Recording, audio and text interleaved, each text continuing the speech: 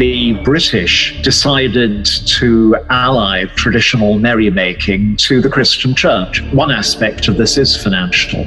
Until round about 1400, the way in which the parish is paid for, the candles and the bread and the wine, everything that's needed for services is purchased, is either by the church having its own parish resources like flocks of sheep or land and getting the profit.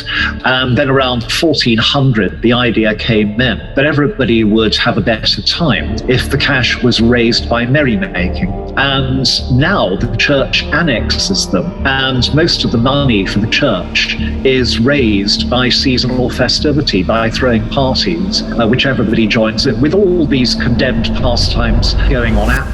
In 1647, a shocking decree echoed across England. Christmas was officially banned. The church, the same institution that had defended the celebration of Christ's birth for centuries, now declared the holiday a pagan practice that needed to be eradicated. This historical event raises an intriguing question. How could one of Christianity's most important celebrations be considered pagan by its own guardians? The answer begins with a simple astronomical observation. According to historical records and biblical evidence, Jesus was probably not born in December. The shepherds mentioned in the sacred texts were unlikely to be in the fields during the harsh winter of the region. Moreover, a Roman census cited as the reason for Joseph and Mary's journey to Bethlehem would hardly have been conducted during the year's most severe season. So why do we celebrate Christmas on December 25th? This seemingly arbitrary date hides a complex web of ancient traditions, political decisions, and cultural adaptations that date back millennia before Christianity. As we delve into the origins of this celebration, we discover that much of what we consider Christmas tradition has surprisingly different roots than we might imagine. The Christmas tree, which today is seen as a universal icon of the holiday, harks back to a time when entire communities lived under extreme cold and darkness. It was the winter solstice, the moment when the sun seemed to vanish from the sky, leaving only uncertainty about its return. Without central heating or modern technology to withstand the brutal climate, these communities turned to celebrations, symbolizing hope and renewal. The solstice marked a crucial point in these cultures' calendars. Bonfires and lights placed on evergreen trees like pines were not just decorative elements, but acts of resistance against nature's winter forces. Trees that remained green despite harsh conditions symbolized life persevering amid apparent death. Although these rituals arose from purely pagan contexts, they were absorbed and reinterpreted over the centuries. But why did practices so deeply connected to nature and the solar cycle become an integral part of a Christian religious celebration? Here, we begin to uncover the hidden layers of Christmas, a carefully constructed hybrid celebration that seems so universal and timeless, yet carries intriguing contradictions. As we explore these roots, an inevitable question arises: how much do we truly understand about the traditions we follow? And what do these practices reveal about humanity's ability to adapt and reinterpret symbols? At the heart of the Christmas story lies the human experience of seeking meaning amid the relentless forces of nature. For many ancient cultures, the winter solstice was not just a mark on the calendar. It was an event steeped in symbolism and hope. In a world without modern conveniences, survival depended directly on the sun's return, which promised an end to deadly cold and the arrival of longer, warmer days. Northern Hemisphere peoples in particular endured harsh winters, often marked by famine, disease, and death. For them, the darkest period of the year was a grim reminder of life's fragility. Yet, at the same time, it was also an opportunity to celebrate the persistence of light and life. The Roman Saturnalia, for example, was a festival that encapsulated all aspects of the solstice: fire, gift-giving, and feasting. Similarly, the Norse Feast of the 12 Nights celebrated fire as a force of rebirth, In this context, evergreen trees like pines played a central role. Unlike other plants that succumbed to winter, they stayed green, symbolizing resilience and renewal. Bringing these trees indoors and decorating them with lights and charms was a ritualistic gesture, a way of invoking protection against the destructive forces of winter. These simple yet powerful acts reinforced a sense of control and connection to nature, even in uncertain times. However, these traditions weren't merely physical survival strategies. They created a cultural narrative that connected communities to something greater, the cycle of life, death, and rebirth. Fire, pine trees, and gift-giving were not merely material symbols, but representations of a spirituality deeply rooted in the observation and reverence of natural rhythms. Centuries later, these seemingly pagan practices were incorporated into Christianity. The Church saw an opportunity to create cultural continuity and attract converts. Yet, this adaptation only occurred with controversy, as we will see later. This intersection of survival, spirituality, and tradition raises a fundamental question. To what extent do our celebrations reflect universal human needs? Or have they been shaped to fit broader cultural and religious agendas? As Christianity adapted the ancient winter solstice traditions, the first cracks began to appear between the official religious narrative and the practices that underpinned it. The origin of celebrating Jesus' birth on December 25th is a clear example. Biblical records do not mention a specific date for Christ's birth. On the contrary, some scholars suggest that, considering the shepherds in the fields mentioned in the Gospels, the event likely occurred during a milder season such as spring or fall. So why December 25th? The choice of this date was not random. It coincided with the Roman pagan festival known as Natalis Solis Invicti, the birth of the unconquered sun, which celebrated the sun's return after the solstice. This festivity was central to the worship of Mithra, a deity popular among Romans, especially soldiers. The connection between the sun, renewal, and hope made this date deeply symbolic. For the Church, choosing the same day was a strategic way to attract followers of Mithra and other solar religions to Christianity, merging similar symbols under a new narrative. But this adaptation created tensions. Although Jesus was presented as the light of the world, many practices marking the solstice remained essentially pagan. Elements such as the use of candles, tree decorations, and festive celebrations did not originate in Christian texts, but rather in the rituals of ancient European cultures. This juxtaposition raised uncomfortable questions. If the goal was to celebrate Christ's birth, why were so many elements of the celebration rooted in pre-Christian traditions? For some religious leaders, these practices threatened to dilute Christianity's core message. For others, they represented a necessary means to achieve cultural convergence. Still, the conflict was evident. The Church simultaneously absorbed and rejected pagan practices, creating a narrative that was both inclusive and exclusivist. This contradiction was merely the first of many that would come to define Christmas as we know it today. As we delve deeper into these questions, the initial crack becomes more visible. How much of Christmas is truly Christian, and how much is a remnant of older traditions strategically adapted? The strategic choice to adapt solstice practices to Christianity was only the beginning of a trajectory filled with contradictions and reinterpretations. Over time, the scope of Christmas traditions expanded to incorporate a wide range of cultural and symbolic elements, many of which had no direct connection to Christian teachings.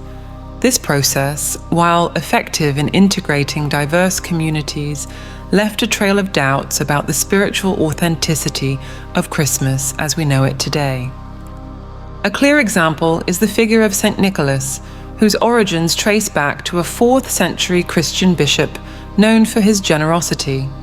However, over the centuries, this figure was amalgamated with regional myths, including the terrifying Peltsnickel, a Nordic entity known as the hairy demon. Peltsnickel was feared, especially by children, as he embodied the duality of rewarding the well-behaved and punishing the naughty.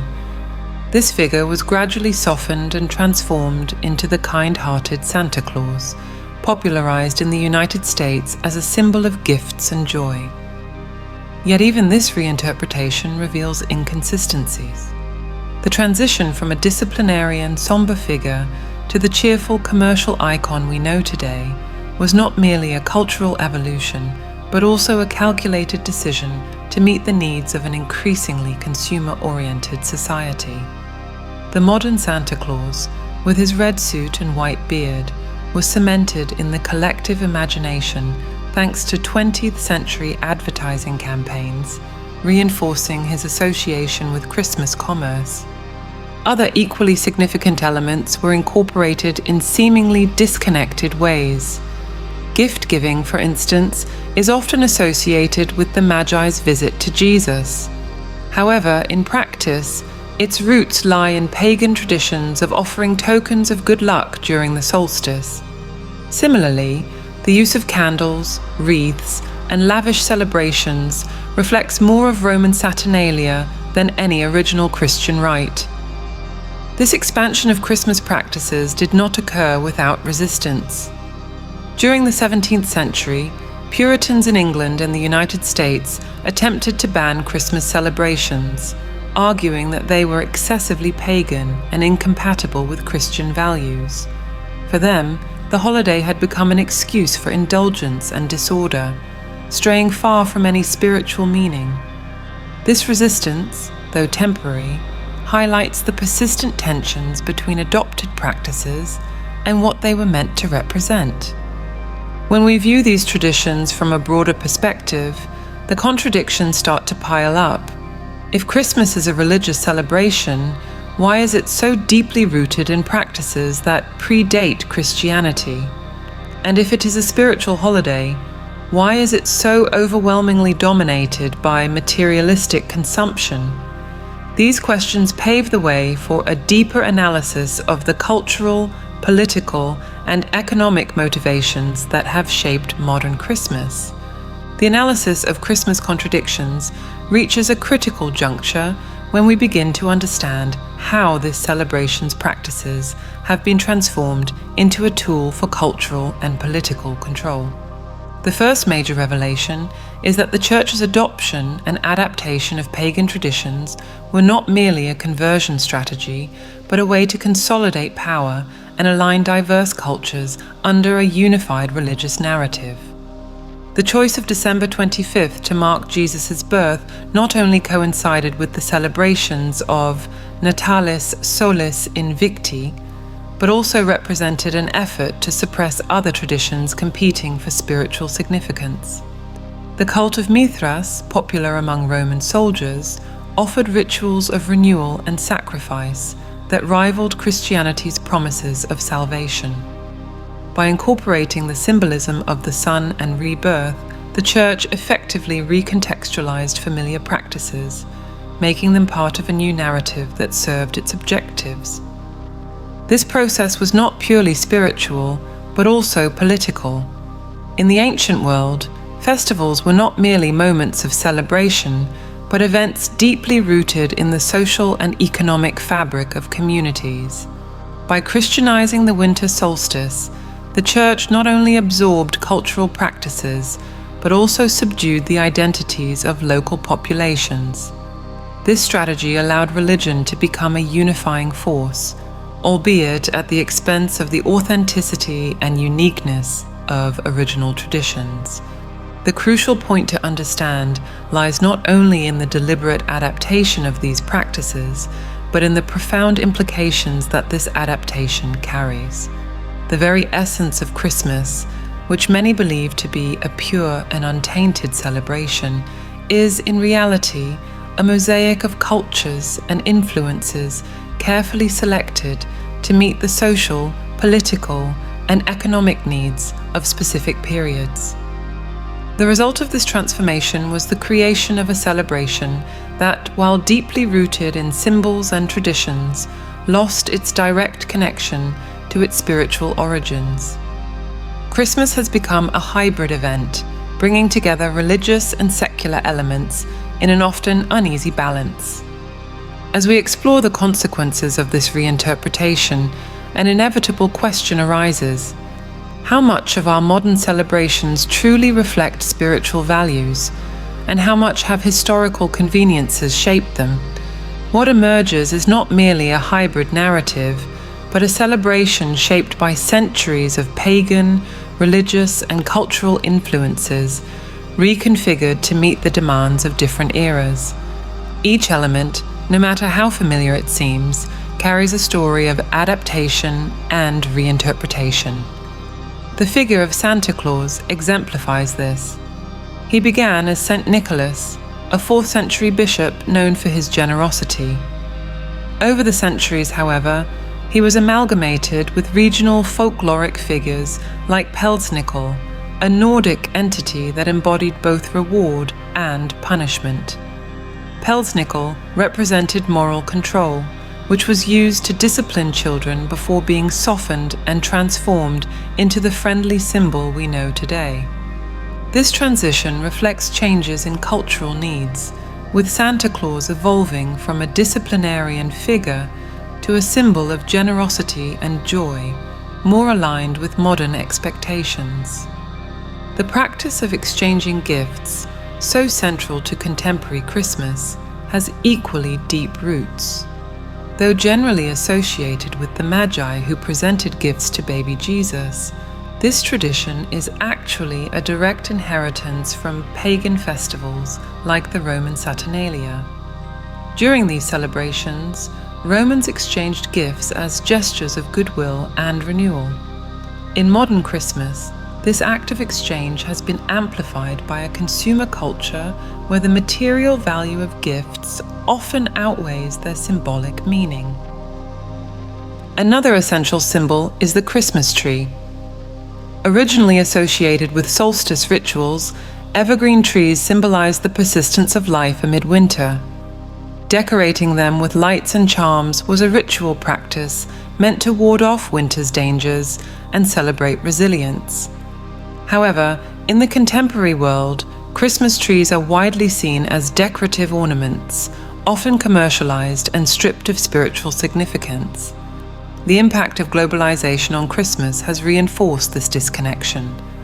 Countries with distinct cultural and religious traditions, such as Japan, have adopted elements like lights and decorations without any ties to Christianity. In these contexts, Christmas has become a cultural or commercial event, detached from its spiritual roots.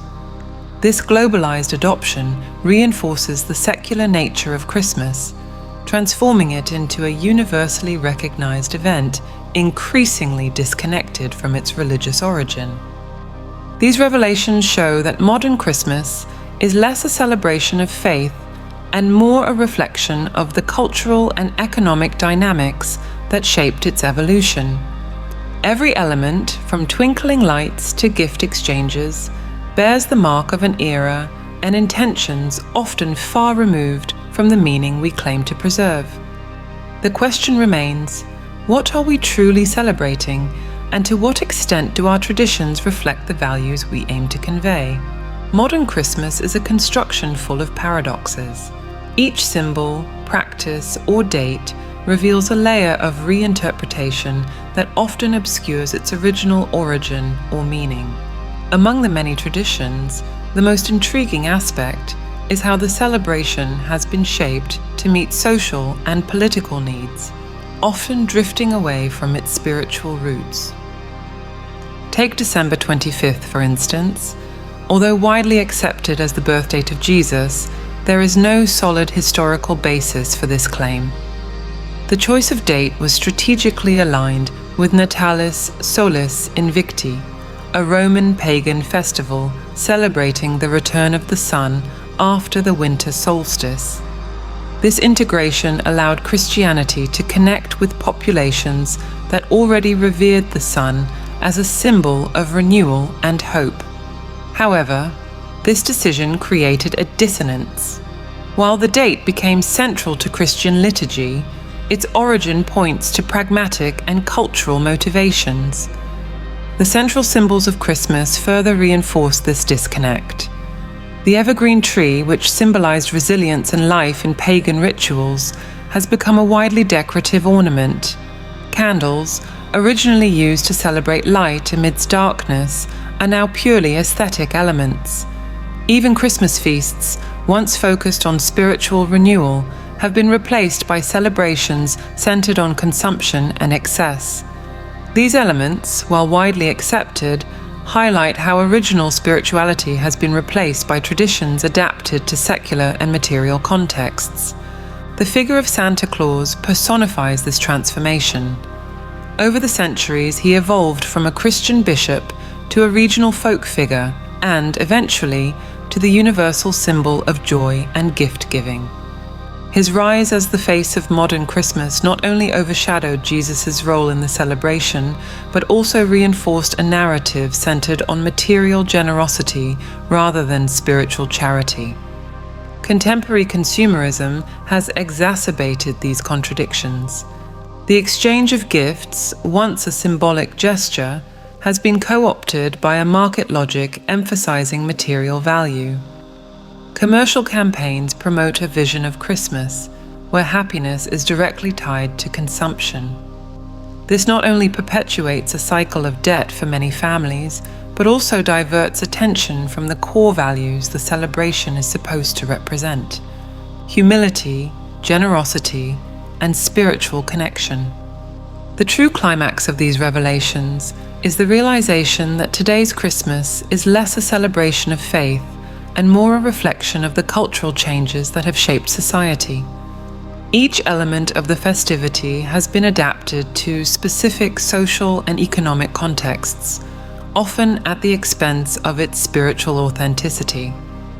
The result is a celebration that is both familiar and disconnected from its origins. Christmas, as we know it, raises an inevitable question: what are we really celebrating? This reflection not only challenges the narrative we have accepted without question, but also invites us to reconsider the meaning we want to attribute to this date. Understanding Christmas as a complex cultural construct leads to deeper reflections on its meaning in today's world. Far from being merely a religious celebration, Christmas has become a mirror of the social, political, and economic dynamics that have shaped its evolution. This challenges us to reassess how we relate to this holiday and what it represents in our lives today. One of the most significant aspects of this analysis is how Christmas has become a milestone of cultural integration. Over the centuries, the celebration has incorporated symbols and practices from different traditions, transforming into an inclusive event, though spiritually diluted. For many, Christmas is less about Jesus and more about family togetherness, festivities, and generosity. This flexibility has allowed the celebration to transcend cultural and religious barriers, becoming a globally recognized occasion. However, this integration has also brought consequences. The commercialization of Christmas has distanced it from its spiritual roots, promoting a focus on consumerism that often replaces the deeper meaning of the holiday. Today, lights, gifts, and festivities are valued more than reflections on humility, charity, and hope, the values that originally underpinned the celebration. This disconnection raises questions about what we are passing on to future generations. Even so, Christmas offers a unique opportunity for reconnection. Despite its contradictions, it remains a time when people come together to celebrate and share. Regardless of beliefs or backgrounds, Christmas carries symbolic potential for renewal and hope. This potential can be reclaimed and reinterpreted in ways that go beyond material consumption. Adopting a more mindful perspective on Christmas means rethinking how and why we celebrate. We can choose to prioritize meaningful experiences over excessive spending, focus on human connection instead of the accumulation of material goods, and revisit the values that this celebration was meant to reflect. This reinterpretation doesn't need to reject existing traditions, but rather give them new meaning. Instead of seeing Christmas as a commercial obligation, we can embrace it as an opportunity to reflect on what truly matters: our relationships with others, with the world around us, and with the values we choose to live by. By bringing the revelations and contradictions of Christmas into the present, it becomes evident that how we choose to celebrate this season reflects our personal and cultural values. Modern Christmas, shaped by centuries of reinterpretation, is simultaneously an opportunity for connection and a mirror of our society's tensions. The contemporary relevance of Christmas goes beyond its historical or spiritual roots. In an era defined by consumerism, disconnection, and environmental and social crises, the way we approach the holiday season speaks volumes about our priorities. The frenzy of shopping and the pressure to meet material expectations often lead to stress and debt, overshadowing what should be a time for reflection and solidarity. A more conscious approach to Christmas begins with redefining what we celebrate. This might mean placing greater emphasis on genuine generosity, community action, and valuing shared experiences over expensive gifts. It also involves recognizing and respecting the diverse ways people around the world have adopted Christmas, adapting it to their cultures and beliefs. By viewing Christmas through this new lens, we may discover a renewed sense of purpose, more aligned with the ideals of unity, hope, and renewal that have inspired so many traditions throughout history. This moment of reflection is not just about reclaiming old values, but also about creating new connections with what truly matters: the pursuit of meaning, balance, and a deeper understanding of our place in the world.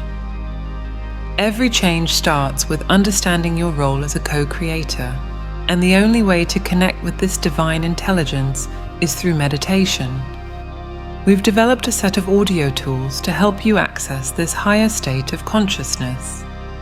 To learn more and gain immediate access, click the link on the screen or in the comments. If this video resonated with you, write in the comments, "It made sense to me."